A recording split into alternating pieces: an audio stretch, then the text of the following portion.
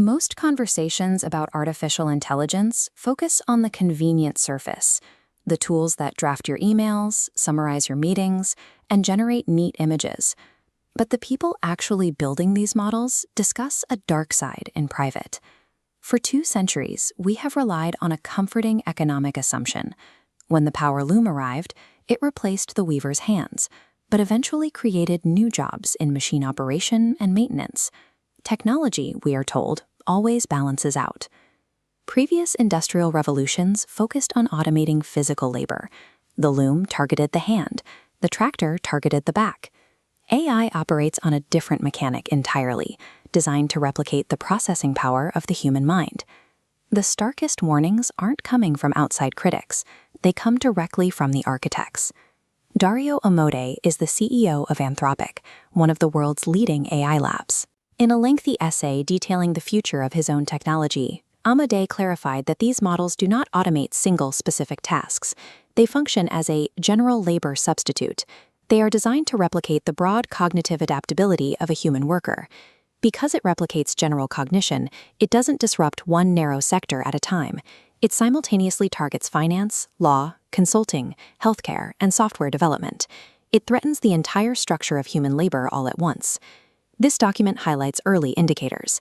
In the first 6 months of 2025 alone, companies cited AI adoption as the direct cause for eliminating 78,000 tech jobs.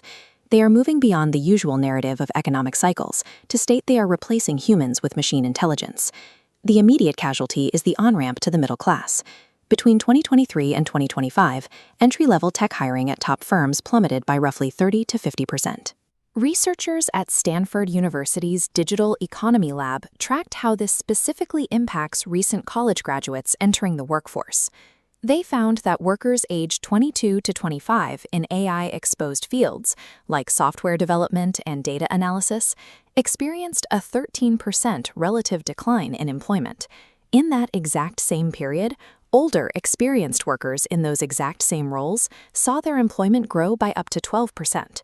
For young adults graduating today, the economy they prepared for effectively closed its doors while they were still in the classroom. Historically, displaced workers had a clear survival strategy. If manufacturing collapsed in your town, you retrained and pivoted to the growing service sector.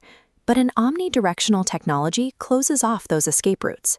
When a machine possesses the cognitive breadth to execute legal research, write marketing copy, and analyze medical data all at the same time, the adjacent industries are no longer safe havens. Economists often point to the Jevons paradox. This is the historical observation that making a resource more efficient actually increases total demand for it. The hope is that AI will make basic coding or legal work so cheap that society will demand vastly more of it, thereby creating new human jobs.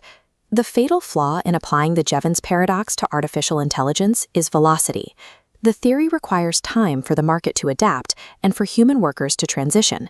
AI capabilities are scaling faster than any technology in human history. JP Morgan CEO Jamie Dimon has highlighted the institutional reality of this speed. Government retraining programs are notoriously slow and bureaucratic. By the time a curriculum is approved and a displaced worker is enrolled, the new skills they are learning may already be automated. If the machines achieve near total cognitive replacement across all white-collar sectors concurrently, the entire concept of switching career lanes disappears. Beyond individual employment, this technology is actively dismantling a much deeper societal structure, our shared sense of reality. This chart shows the staggering volume of synthetic media flooding the internet. In 2023, there were roughly 500,000 deepfake videos online. By 2025, that number hit an estimated 8 million, a 16-fold explosion in just 24 months. The political consequences are already arriving. During Ireland's 2025 presidential election, a synthetic video surfaced, falsely showing the eventual winner dropping out of the race. It included highly convincing, fabricated footage of national broadcasters confirming the withdrawal. The ultimate psychological threat doesn't require a flawlessly executed deception. You don't actually need to be tricked by a specific fake video for the damage to take hold. The mere awareness that indistinguishable deepfakes exist provides a permanent excuse to dismiss real evidence. A democratic society relies on a baseline consensus of basic facts. If we cannot agree on what we are looking at, we cannot agree on how to govern ourselves. Behind closed doors in Silicon Valley, the most unsettling conversations bypass economics and politics entirely, stepping directly into philosophy. Geoffrey Hinton, the Nobel laureate, widely considered a godfather of modern AI, has publicly stated that it is quite possible the systems currently being developed possess some form of consciousness. This scale shows our current financial priorities. In 2024, the tech industry poured roughly $96 billion into making AI models larger and more capable. The total global funding to study whether systems possess inner experience was $96 million, exactly 0.1%. We infer consciousness in other humans because they are biological creatures like us, but we have absolutely no scientifically agreed-upon metric to prove or disprove inner experience in a digital neural network. Tech companies are currently running billions of instances of these cognitive systems every single day. If there is even a fractional probability that they possess a genuine inner life, we are carrying an ethical burden that our current market is entirely unprepared to manage. Despite the severe economic and philosophical risks, development will not slow down. The potential corporate profits are too vast, and the geopolitical competition between nations is too fierce to allow for a pause. Researchers have established an AI safety clock, modeled heavily on the nuclear doomsday clock. In just 18 months, it moved from 29 to 18 minutes to midnight, signaling a rapidly shrinking window for humanity to organize a thoughtful response. There are deeply optimistic projections.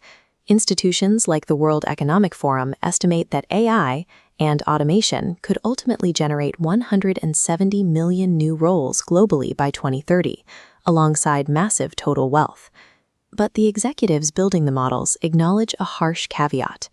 Dario Amodei has pointed out that by default, the immense wealth generated by artificial intelligence will concentrate fiercely at the top, captured by the tech platforms themselves, with very little organically reaching ordinary citizens.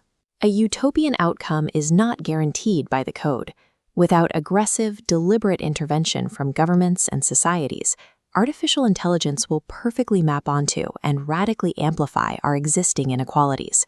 The coming decade will be defined by how effectively an individual can wield AI, separating those who augment their judgment from those waiting for instructions. Look at the introduction of the automated teller machine. It didn't eliminate bank tellers overnight. It freed them from counting cash, transitioning the role into relationship management and complex problem solving. The labor that survives this purge will require the things silicon cannot replicate: genuine physical presence, building deep emotional trust, navigating complex moral ambiguity, and high-stakes human judgment. The people who design these neural networks offer a very blunt directive for ordinary citizens: deliberately learn to use the models. Integrate them to handle the repetitive cognitive labor so you can focus entirely on high-level strategy and oversight. The disruption is already moving through the economy. Assuming your career is safe simply because the impact hasn't reached your desk yet is the most dangerous choice you can make. Survival in this new era requires active, immediate adaptation. Most conversations